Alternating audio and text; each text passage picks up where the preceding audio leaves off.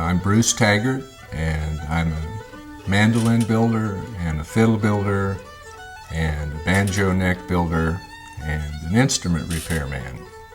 I was a musician and interested in the banjo. Couldn't afford a real fancy banjo, so I built one. I found a pot, or the rim, from a fellow who had one with no neck on it, and built the neck. In a former lifetime, bluegrass music was a big part of my life. The Earl Scruggs How to Play the Bluegrass Banjo book. In the back section of that, it says how to build the bluegrass banjo. So that was what I used to influence me. Came across a couple old violins about this time, and they were both broken and needed work, and I took one to Ole Dahl in Bloomington, who was the only fiddle repairman in the area.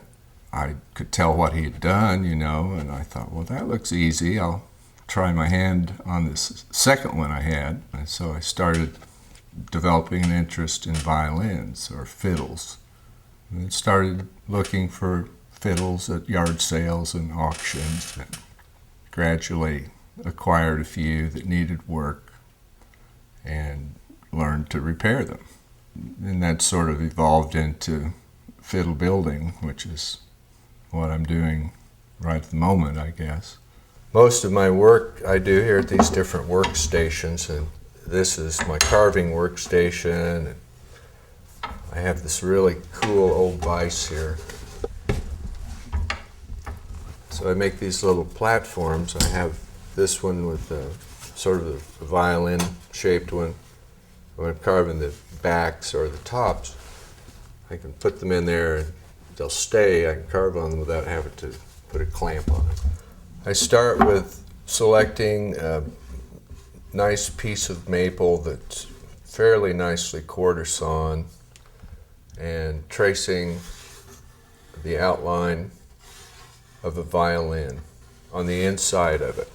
And at the point where the bridge is going to be, I drill a hole.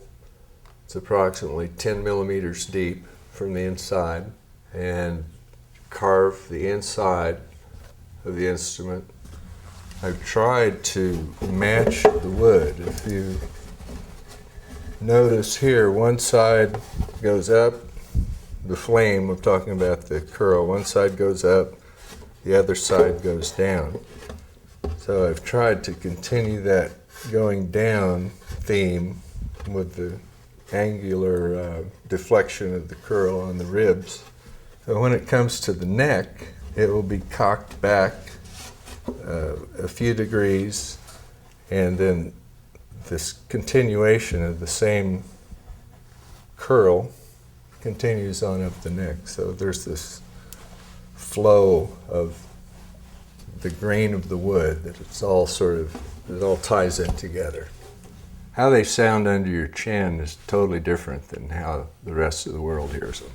I want it to play easy and to have adequate power, but yet possess a sweet tone, great dynamics. And then it would be nice if it were a work of art, aesthetically pleasing to look at. Tone and playability and aesthetics, in that order.